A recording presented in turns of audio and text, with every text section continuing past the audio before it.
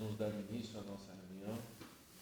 Isso é sempre um convite a buscarmos um estado de introspecção, deixando de lado as nossas questões, as nossas preocupações cotidianas e buscando sintonizarmos um ambiente de paz, de harmonia, preparado para a nossa reunião pelos nossos benfeitores espirituais que também a dirigem.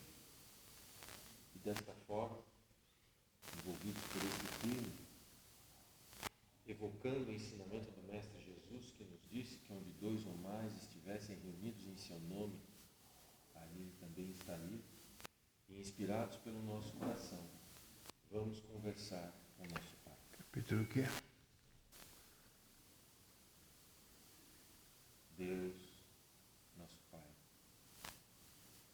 bendito seja o seu nome, louvado seja o seu reino de amor e de luz, que ampara e acolhe a todos nós.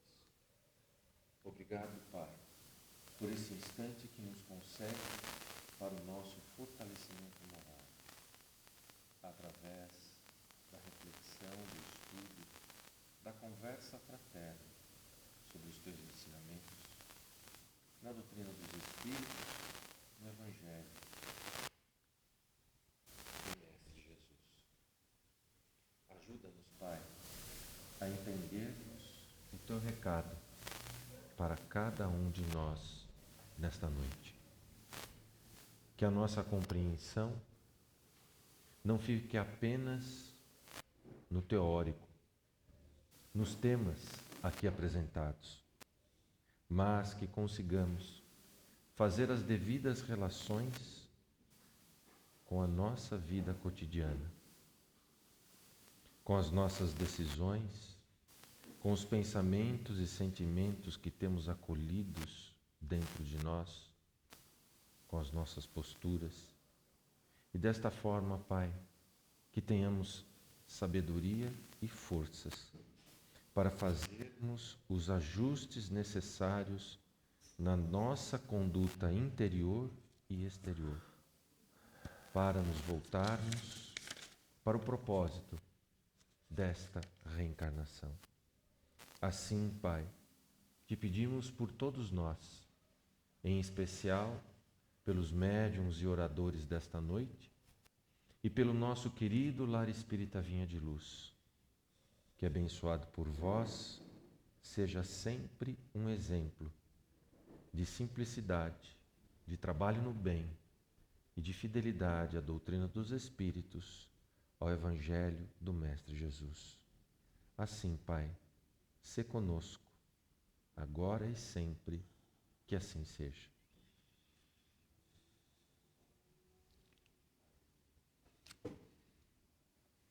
Muito bem, meus irmãos, no nosso estudo do Livro dos Espíritos, estamos no capítulo 10º, intitulado Das Ocupações e Missões dos Espíritos, onde Kardec começa a abordar como é a vida, a rotina, o cotidiano dos espíritos quando estão no plano, na dimensão espiritual. E nós vamos retomar o nosso estudo na noite de hoje, a partir da questão 568, com o nosso irmão Diniz. Por favor, Diniz. Muito bom, muito obrigado. Uma boa noite a todos. Então, dando continuidade ao estudo do Livro dos Espíritos, temos essa questão 568, que Kardec, pedagogicamente, questionou o plano superior dessa maneira. Os espíritos que têm missões as cumprem no estado errante ou encarnados. Quando ele fala aqui no estado errante, é no plano espiritual, desencarnado, né? E aí temos a resposta. Podem tê-las em ambos os estados. Para alguns espíritos errantes, é uma grande ocupação. Então, estamos cientes que se estamos encarnados ou estamos desencarnados, espíritos errantes no plano superior, no plano espiritual, nós temos sempre uma atividade. Podemos chamar que as missões são mais elucidativas, mais definidas por espíritos mais elevados. Mas todos nós temos os nossos compromissos, não podemos esquecer, tanto encarnado como desencarnado. Vamos continuando, depois nós fazemos um comentário geral. Questão 569. Em que consistem as missões de que podem estar encarregados os espíritos errantes? E a resposta: são tão variadas que seria impossível descrevê-las. Além do que, não as podeis compreender. Os espíritos executam as vontades de Deus e não podeis penetrar nos seus desígnios. Então, essa resposta diz tudo. Nós temos inúmeros tipos de missões, compromissos assumidos. Nós nem imaginamos. Aí tem um comentário aqui de Kardec. As missões dos espíritos sempre têm por objetivo o bem, estejam ou não encarnados. Eles são encarregados de ajudar no progresso da humanidade, dos povos ou dos indivíduos, num círculo de ideias mais ou menos amplas, mais ou menos especiais, de preparar os caminhos para alguns acontecimentos, zelar pelo cumprimento de algumas coisas. Alguns têm missões mais restritas e, de algum modo, pessoais ou locais, como assistir aos doentes, agonizantes e aflitos, velar por aqueles de quem se fizeram guias e protetores, dirigi-los com os seus conselhos ou pelos bons pensamentos que lhes sugerem.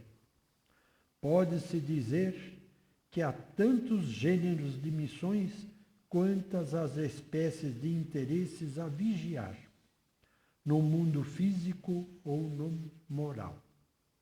O espírito avança de acordo com a maneira com que realiza sua tarefa. Então, o que nós podemos deduzir dessa informação? Se nós fizermos um retrospecto na nossa vidazinha aqui de encarnado, vocês imaginam quantos irmãos nossos estavam ali ao nosso lado quando ainda pequeninos? E eles estavam em missão de cuidar de nós, e nós nem percebíamos. Alguns tinham uma dezena, outros uma centena, mas pelo menos um estava ali, aquele que nós chamamos de anjo da guarda. Então esse tinha a missão de cuidar de nós naquele período. Era praticamente obrigatório. Ele assumiu esse compromisso. Agora, depois desse período, o anjo da guarda continua conosco, aquele espírito amigo, aquele que nos quer bem, aquele que nos ama, está sempre ao nosso lado. Aí muitas vezes não é como uma missão, mas sim um compromisso assumido com outros que dividiram as tarefas.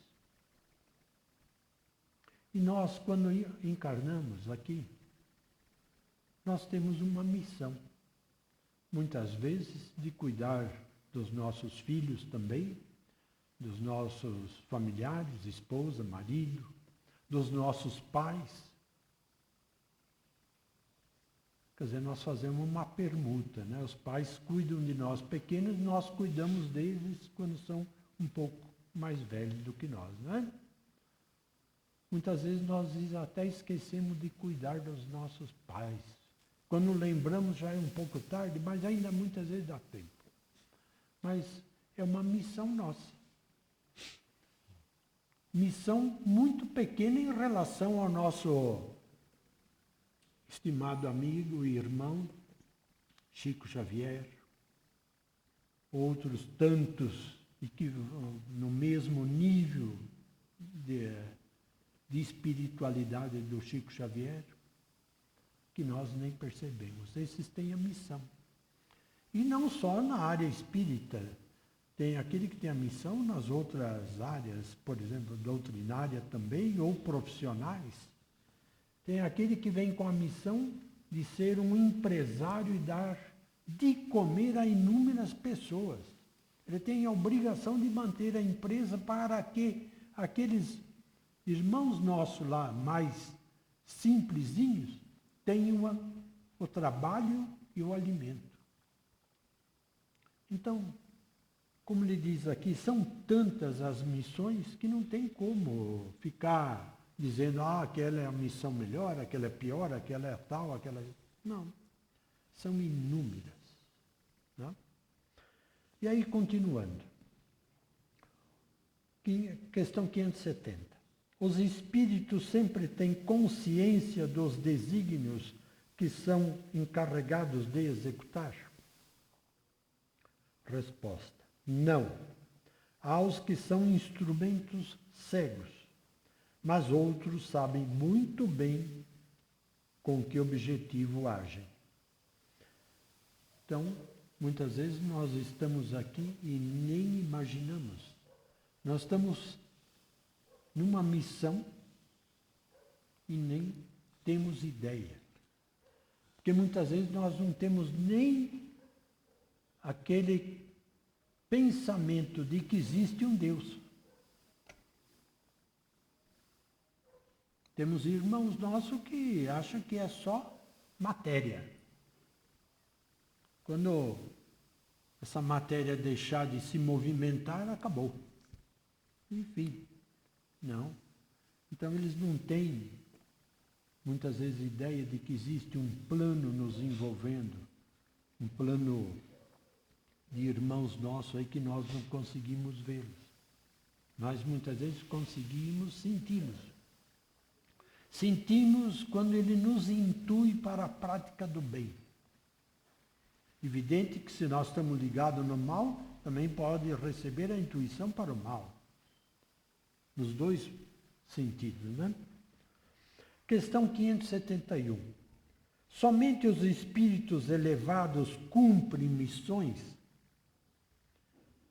A importância das missões depende da capacidade e elevação do espírito. O estafeta, que leva uma mensagem, cumpre também uma missão, mas não é a mesma do general. Então vocês observam, quando está feita aqui, aquele jovenzinho, o soldado mais raso lá, que é o que leva as correspondências, né? Ele tem a missão de levar a correspondência. E o general tem a missão de comandar aquele grupo de pessoas. Isso ele está se referindo a um destaque do exército, assim, né? Mas isso nós temos da empresa. Nós temos dentro da nossa casa e nós nem percebemos. Tá? Então vocês observam que todos nós temos missões. Só podemos agradecer ao nosso Pai por esta oportunidade, né? É isso daí. Obrigado, Diniz. Aquiles, por favor. Na sequência, a 572 e a 573, aliás, 572 lá no meio do caminho, sabe? Nos faz lembrar uma história contada por Humberto de Campos a respeito da conversa de Jesus com os seus subalternos diretos, para que alguém viesse à Terra trazer a doutrina dos Espíritos. Havia ali uma reunião de espíritos elevadíssimos, entre os quais o cidadão Allan Kardec. E ele pede para que lhe seja dada essa missão. No que, dentro da conversa, o Cristo concede e ele reencarna lá em Lyon para estruturar o Espiritismo. Ou seja, para pegar o conhecimento da espiritualidade que os homens já tinham e dar-lhe uma estrutura digna de estudo, que foi essa a missão dele. O que nos pede, o que nos pergunta 572, a missão de um espírito lhe é imposta ou depende da sua vontade? A resposta do Espírito da Verdade é algo que nos dá o que pensar. Ele a pede e ditoso se sente se a obtém. Vejam bem, evidente que o Kardec está aqui conversando com o Espírito da Verdade sobre espíritos evoluídos. Quer dizer, o espírito que pede uma missão e obtém essa missão no nível em que ele está de evolução intelectual e moral, vai ficar feliz porque recebeu a missão, fruto da confiança do mestre nele. E se a gente parar e pensar um pouco em cima da missão do Kardec, olhando a obra dele, os 5 livros que ele editou, ele tem uma sequência lógica inquestionável e apresenta uma evolução de questões no Livro dos Espíritos, todas elas abertas, no Livro dos Médiuns, todas elas contidas no texto, e as explicações a nível de detalhes sobre o fenômeno mediúnico. No Evangelho, a sugestão de ação para cada um de nós no estudo do que Jesus nos ensinou. No Céu e Inferno, nos lembrando qual é o nosso destino e que cabe a cada um de nós traçar o seu caminho para ter um destino melhor. E lá na Gênesis, filosofando sobre o mundo em geral, para que a gente consiga se situar no tempo e no espaço dentro do planeta chamado Terra. Ora, a capacidade de Kardec para fazer isso é inconteste. A hora que ele pediu, feliz ele se sentiu. Porque recebeu de Jesus o voto de confiança para elaborar alguma coisa e cumprir algo previsto lá no Evangelho de João, que era o Paráclito, ou seja, aquele que viria dizer a todos nós aqui na Terra como é assunto espiritualidade, como é o assunto evolução, como é o assunto intelectualização e seus objetivos,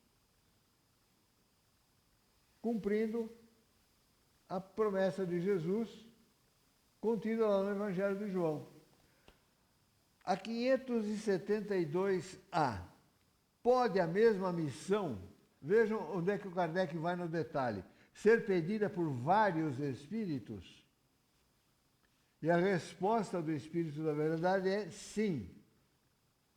E frequentemente apresentarem-se muitos candidatos, mas nem todos são aceitos. No caso específico que o Humberto nos retrata lá no Boa Nova, outros poderiam estar ali com o mesmo intuito, mas a sensibilidade do mestre o fez aceitar o pedido de Kardec. Porque provavelmente na cabeça de Jesus naquela hora passou o seguinte: dessa turma toda eu acho que quem tem mais condição de fazer o que eu preciso que seja feito é ele, que já foi sacerdote e druida, que já tinha o conhecimento da espiritualidade extremamente profundo, e quem já teve a chance de ler as tríades druídicas, né? Quem teve a chance de ler as tríades deles, vê ali toda uma estrutura que está contida na doutrina dos espíritos. E isso foi elaborado por um cidadão chamado Leon Hippolyte, e que lá na época em que ele era druida, chamava-se Allan Kardec. Então, percebam a sutileza da resposta do Espírito da Verdade e a sutileza na solução final do questionamento feito ao Cristo. Agora eles vêm falar no nosso nível. 573. Em que consiste a missão dos espíritos encarnados? Ou seja, qual é a nossa missão? Aqui é um pé. Mas no nosso tornozelo de sair mancando uns 15 dias. A missão dos encarnados é instruir os homens. Vejam bem, instruir os homens. Auxiliar o progresso, melhorar as instituições por meios diretos e materiais. O trabalho aqui não é o trabalho intelectual apenas, é também o trabalho intelectual. Não é o trabalho de ordem moral só, é também o trabalho de ordem moral. O que é que cada um de nós pode fazer para melhorar alguma instituição de efeito público se estiver nela servindo? O que é que eu posso fazer para melhorar a sociedade em relação ao meio ambiente? O que eu posso fazer em relação de melhorar a sociedade em relação à saúde pública? E se nós ficarmos pensando, nós vamos encontrar uma série de locais onde o Espírito encarnado pode e deve atuar. Por isso que o Espírito da Verdade fala aqui no trecho: instruir os homens, lhes auxiliar o progresso e lhes melhorar as instituições por meios diretos e materiais. Ou seja, o exercício da nossa atividade refletindo na sociedade. E prossegue a brincadeira aqui. As missões, porém, são mais ou menos gerais e importantes. O que cultiva a terra desempenha uma missão, como o que governa. Vejam os dois extremos. O lavrador lá do carpidor de roça, não está falando do agronegócio aí com toda a maquinação, está falando do cidadão lá que carpe a roça e colhe lá o seu feijãozinho, colhe lá o seu arroz. Como está falando do cidadão que está no governo. Vejam a nossa responsabilidade nessa brincadeira toda. Porque devemos apoiar aquele pequeno agricultor que ajuda a colocar alimento na mesa da nossa casa, como devemos vigiar a ação pública para que o povo seja beneficiado. Por isso que o governo é missão. Tudo na natureza se encadeia. Aliás, essa frase aqui é uma maravilha, né? Se tudo se encadeia, nós todos estamos interligados, cada um a seu turno, cada um a seu momento, cada um a sua tarefa, influindo os outros que estão ao nosso lado. E isso vai desde a nossa atividade social até a nossa capacidade evolutiva. Prossegue ainda aqui. Ao mesmo tempo que o espírito se depura pela encarnação, concorre sob essa forma para a execução dos desígnios da providência divina. Cada um tem neste mundo a sua missão, porque todos podem ter alguma utilidade. Vejam bem, o detalhe do trabalho, o detalhe de sermos úteis, o detalhe de estarmos sempre atentos àquilo que acontece, para que possamos, de uma forma ou de outra, tentar fazer com que as coisas aconteçam da melhor forma possível. E, afinal, qual pode ser na Terra a missão das criaturas voluntariamente inúteis? Será que eles têm alguma utilidade de alguma forma? A resposta do Espírito da Verdade é um negócio fantástico. Há efetivamente pessoas que só para si mesmos vivem e que não sabem tornar-se úteis ao que quer que seja, ao que quer que seja. Ou seja, o cidadão não é capaz de se mexer para fazer alguma coisa que tenha utilidade até mesmo para si. São pobres seres dignos de compaixão, porquanto espiarão duramente sua voluntária inutilidade, começando-lhes muitas vezes já nesse mundo o castigo pelo aborrecimento e pelo desgosto da vida que lhes causa. E o arremate, uma vez que lhes fora facultada a escolha, por que preferiram uma existência que nenhum proveito lhes teria? Vejam, o cara escolhe ser inútil porque está com preguiça mental, está com preguiça física, está com preguiça de agir. A resposta do Espírito da Verdade, entre os espíritos também há preguiçosos que recuam diante de uma vida de labor. Não é só entre os encarnados. Porque, afinal, né, os encarnados são espíritos. Se usar desencarnados preguiçosos, também os haverá encarnados preguiçosos. Afinal de contas, a única diferença é o corpo. De resto, não tem diferença nenhuma. A diferença é moral e intelectual. É a vontade de fazer e a vontade de não fazer.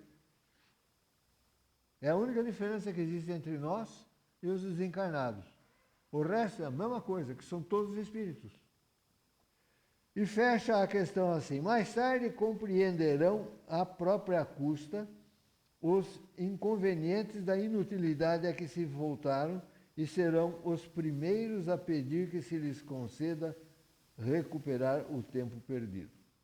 Vejam, só para arrematar a brincadeira.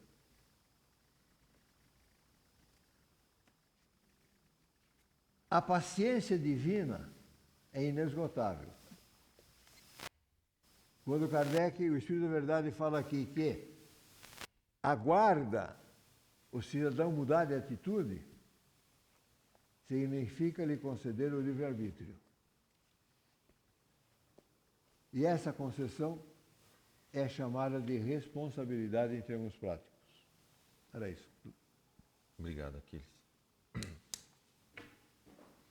No livro Nosso Lar, quando o Clarencio está fazendo uma análise com o André Luiz sobre a encarnação dele, e o André Luiz, profundamente abatido, percebe que falhou nas principais missões que assumira para aquela encarnação.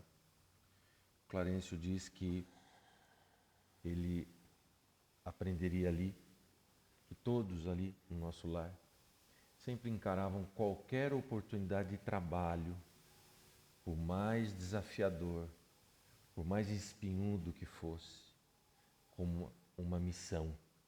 E por isso abraçavam essa oportunidade com muita alegria e satisfação e se dedicavam ao máximo, porque sabiam que essa é a única forma de avançarmos na nossa jornada evolutiva.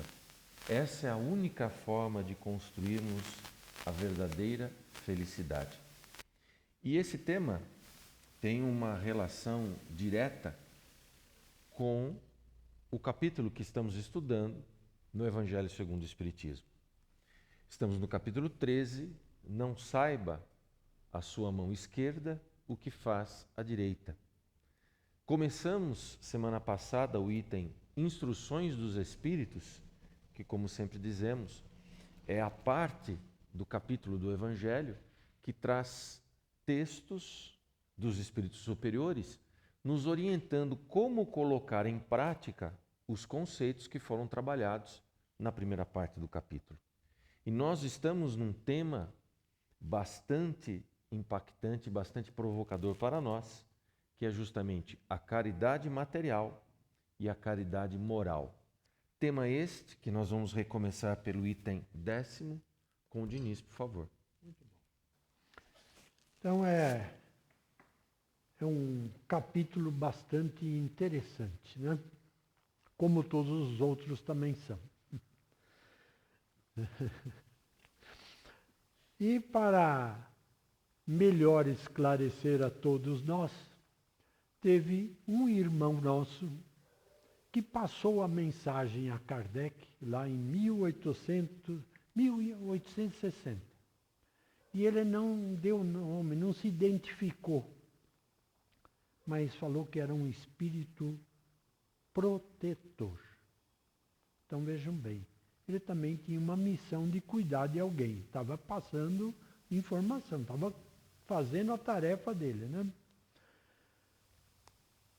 E isso é um assunto que nos envolve 24 horas e 5 minutos todo dia, que é sobre a caridade. E ele diz o seguinte: meus amigos, tenho ouvido muitos dentre vós dizerem: como posso fazer a caridade se muitas vezes nem mesmo tenho o necessário? Isso, esse nosso irmão falando, né? E nós muitas vezes temos esse pensamento: mas como que eu vou ajudar se eu também estou aqui numa situação meio complicada? Minha situação lá no banco está um pouco divergente da realidade. Como que eu vou ajudar? Hã? Agora eu pergunto aqui, se não tem, o que é necessário para nós?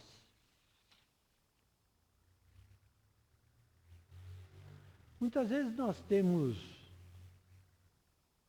um carro e resolvemos ter um outro para ir pescar, para ir na praia ou para fazer algum serviço em outra região. Nós precisamos de um outro. Muitas vezes é necessário para o trabalho. É lógico que nós não vamos com o nosso Fiat 147 transportar tijolo para a nossa obra, né? Mas nós precisamos distinguir bem o que é necessário para nós. Se nós abrirmos o nosso armário lá no quarto, nós vamos observar que tem algumas coisas lá que não são tão necessárias, né? Muitas vezes nós nem usamos, ainda compramos porque achamos bonito, passamos lá na loja, vou comprar. Põe no armário e não usa. Então eu pergunto, aquilo é necessário? O pessoal pode falar, é necessário sim, porque o dinheiro que eu paguei lá, o fabricante daquele agasalho deu lá nos empregados dele, deu o salário, não sei o que lá, então foi necessário. Então nós precisamos analisar bem, muitas vezes, como ele fala aqui, se eu tenho necessário. Aí ele complementa aqui, a caridade, meus amigos, é feita de muitas maneiras. Podeis praticá-la em pensamentos, em palavras, em ações. Então veja, só nesses 3 itens, né? Pensamento, palavra e ações. Meu Deus! Tem milhares de coisas que nós podemos fazer que, se nós fizermos com amor, nós estamos praticando a caridade. Quando nós fazemos determinada coisa com raiva, ódio, pode ter certeza que não é uma caridade. E aí ele complementa aqui. Em pensamento, orando pelos pobres abandonados que desencarnaram mesmo sem ter visto a luz.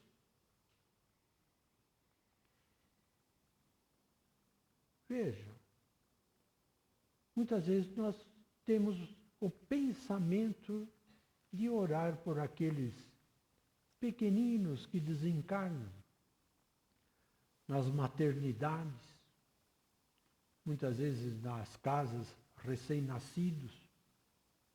Muitas vezes ocorre esse pensamento em nós.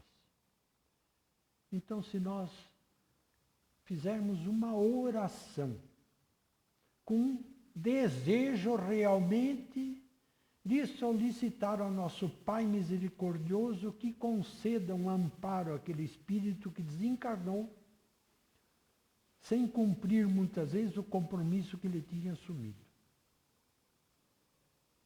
Eu tenho certeza que o nosso Pai vai conceder os benefícios por intermédio dos nossos irmãos benfeitores, né, que estão sempre trabalhando para o nosso progresso.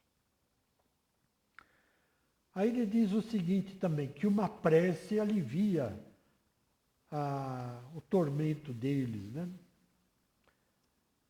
Aí ele diz o seguinte, em palavras, ao dirigir aos vossos companheiros de todos os dias alguns bons conselhos. Se nós ficarmos ouvindo as rádios e televisões, nós pouco vamos contribuir com os bons conselhos para os nossos irmãos, né?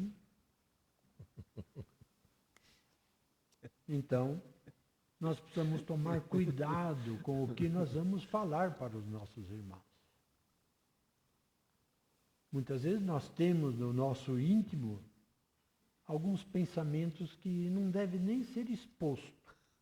Então, fica quietinho aqui, nós, tal, e depois a gente esquece. E transmitir aos nossos amigos, companheiros de trabalho, de escola, de onde a gente estiver, bons pensamentos, vibrações positivas, que é o que a gente sempre comenta.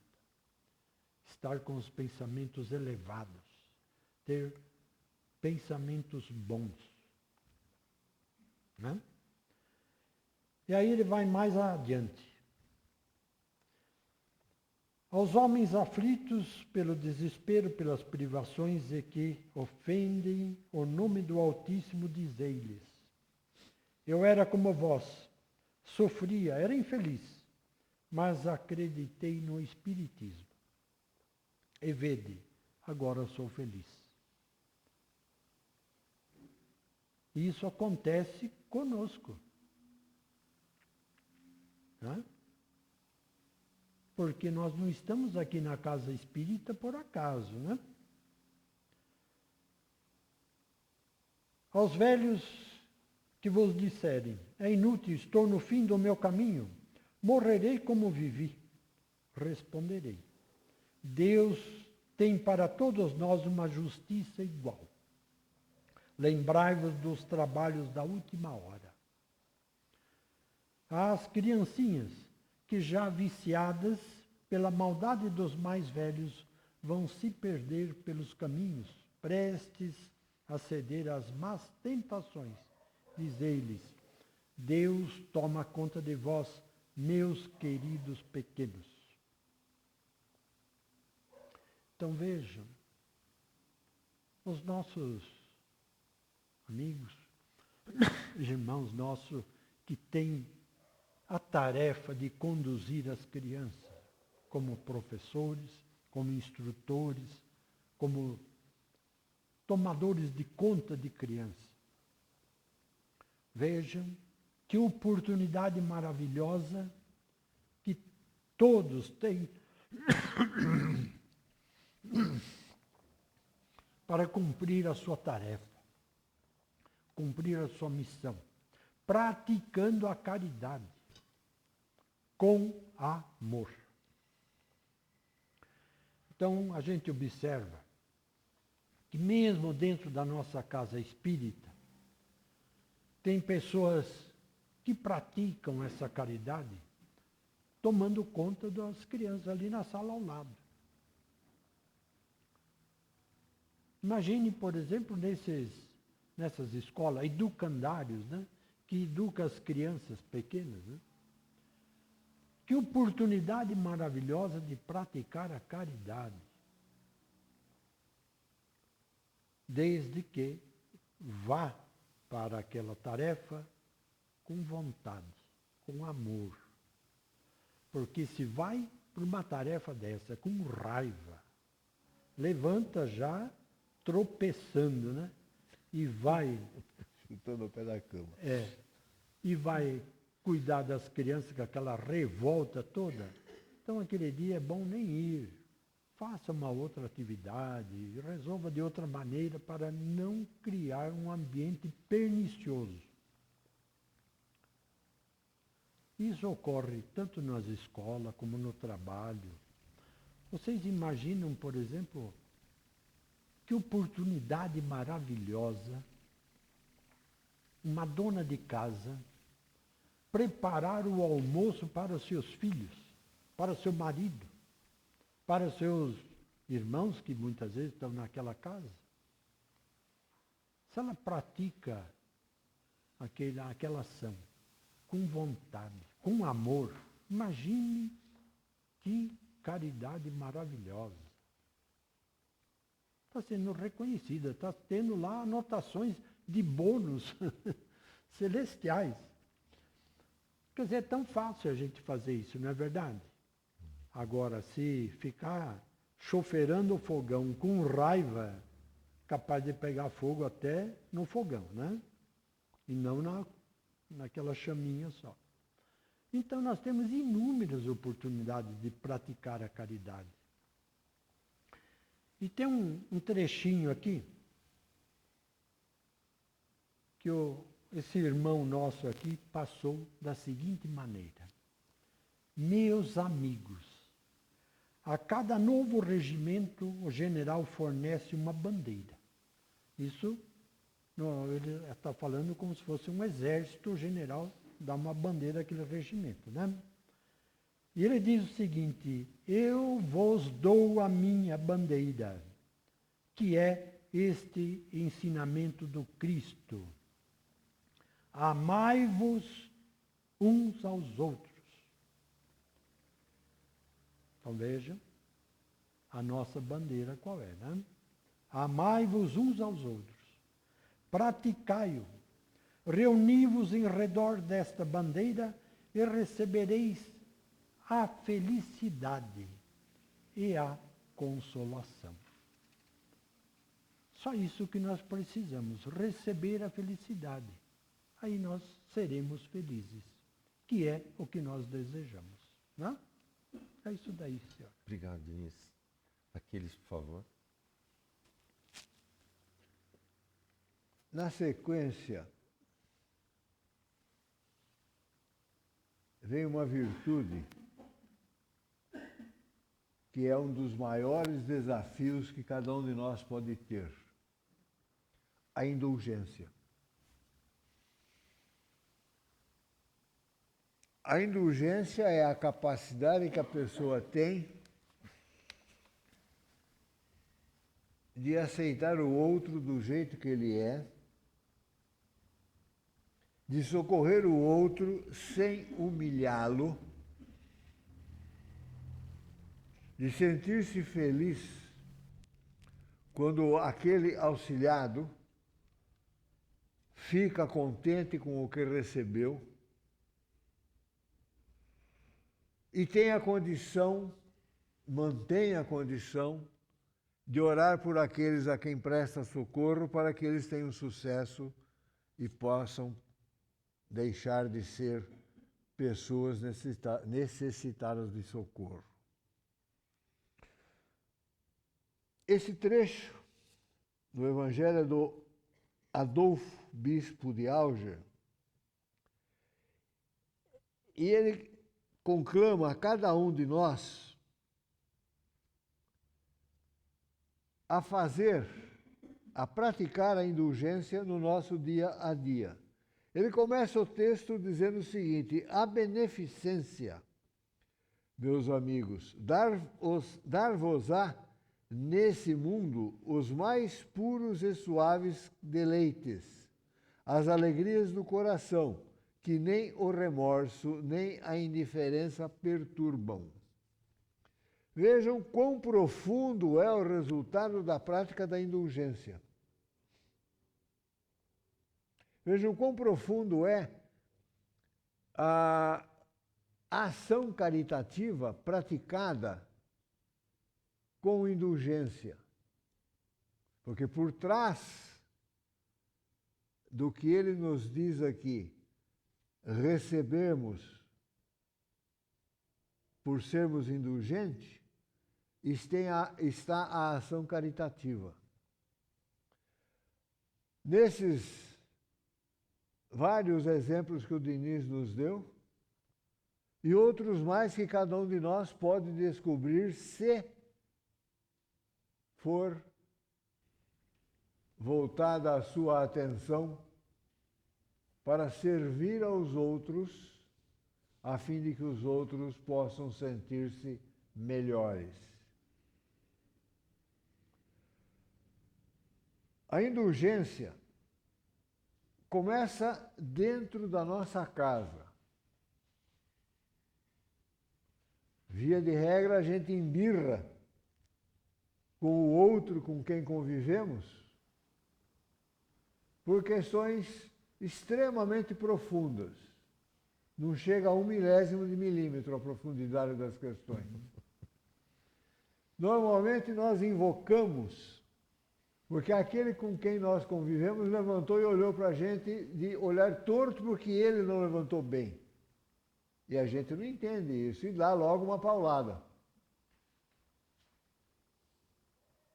Muitas vezes batem à nossa porta e estamos irritados. A pessoa que bateu à nossa porta vem lá pedir socorro, porque ela está passando uma necessidade qualquer. Precisa de um prato de comida, precisa de um saquinho de arroz, sei lá, alguma coisa que vai lhe dar continuidade na vida. Se estivermos irritados, é a grande oportunidade que a providência divina coloca à nossa disposição de mudarmos o nosso humor, que via de regra estará centrado no nosso umbigo. Nós só não temos dor de pescoço de olhar o nosso umbigo, mas é o objeto ou é a parte do corpo mais olhada por cada um de nós. É a grande chance de colocarmos um sorriso na face, irmos lá atender o cidadão que bateu a nossa porta, ouvi-lo, responder aquilo que ele fala, tratando-o como uma pessoa igual a nós e, na medida do possível, atendendo-lhe a necessidade. Mesmo que não se dê nada daquilo que ele está precisando, mas se lhe dê atenção, se converse com ele, se condoendo daquilo que ele está passando, orientando-o de alguma forma a pedir o socorro à divindade para que a necessidade lhe seja satisfeita, mesmo que seja apenas para isso. O tratarmos bem será um ato de indulgência. O tratarmos bem será um ato de caridade. Porque aquela pessoa que bate à nossa porta é um espírito encarnado como nós. É um espírito que está passando por uma necessidade maior do que a nossa. Um sofrimento maior do que o nosso. E está tendo a oportunidade de aprender a humildade pois que necessita bater de porta em porta para conseguir um simples prato de comida. Esse espírito merece ser tratado com toda a indulgência possível, para que ele se sinta gente.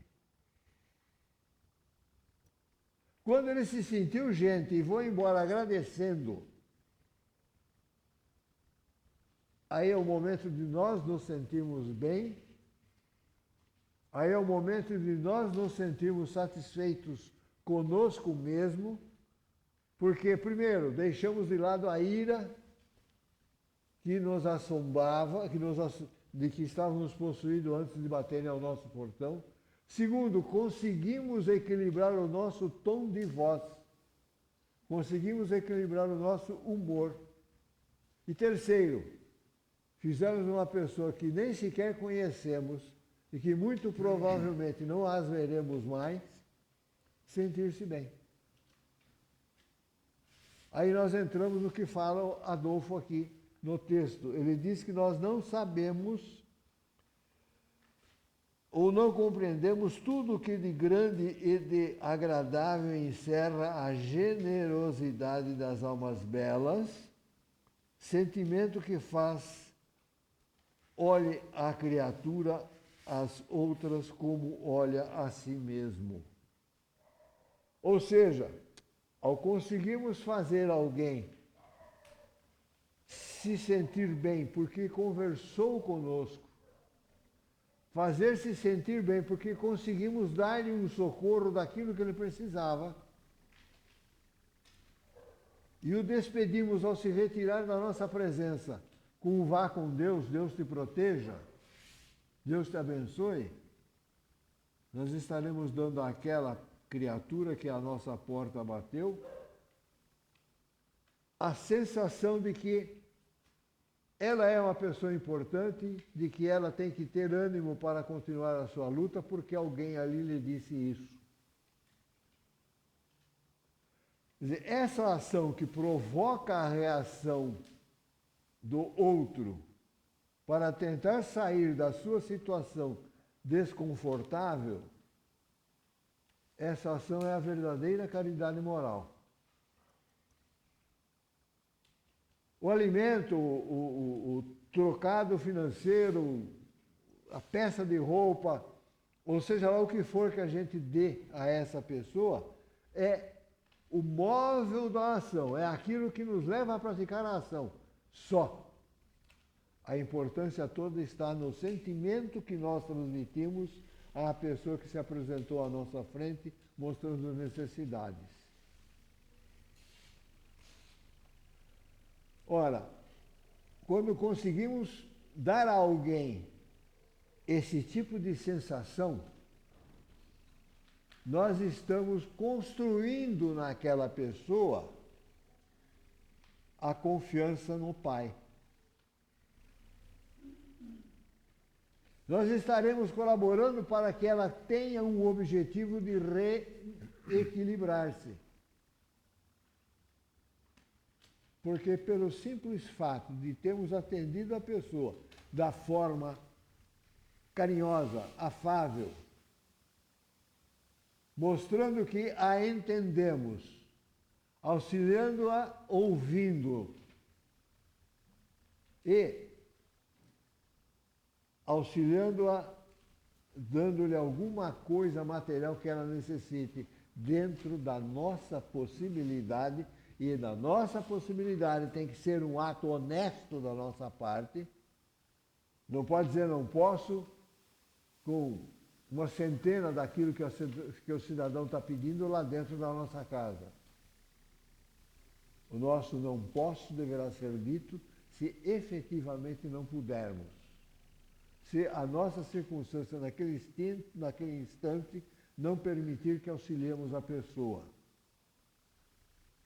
Mas isso não nos impede de apoiarmos a pessoa, de ouvirmos a pessoa, de darmos a ela uma despedida com as bênçãos de Deus e as vibrações do nosso coração. Cada um de nós tem toda a condição de fazer isso em qualquer momento da sua vida. Em qualquer instante da nossa existência, nós temos condição de fazer isso.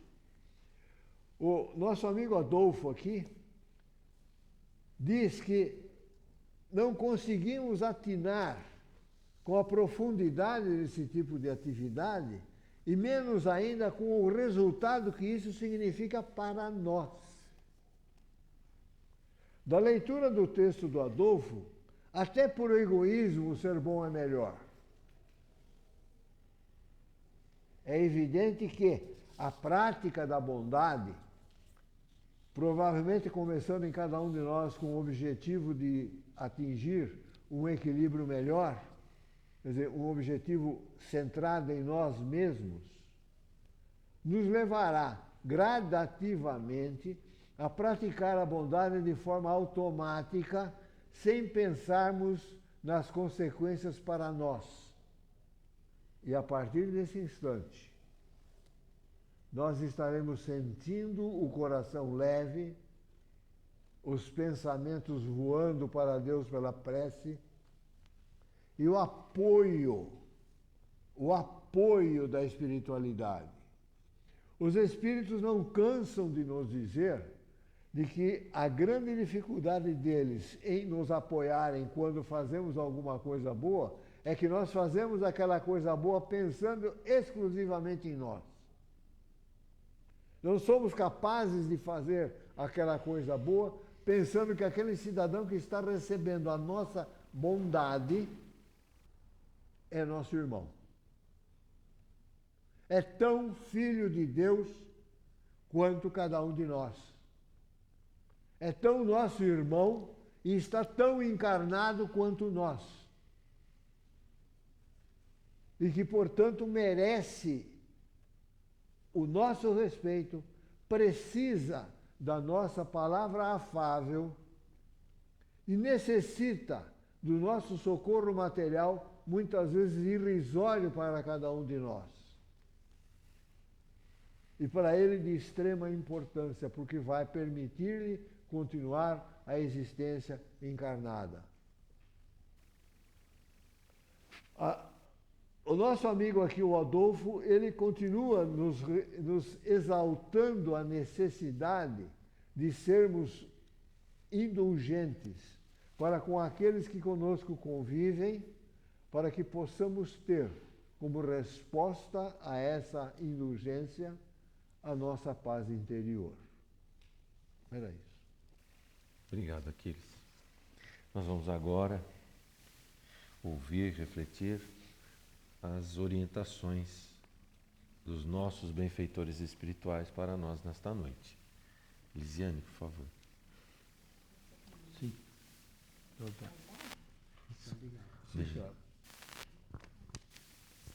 Boa noite. Você é craque de microfone. Eu sou.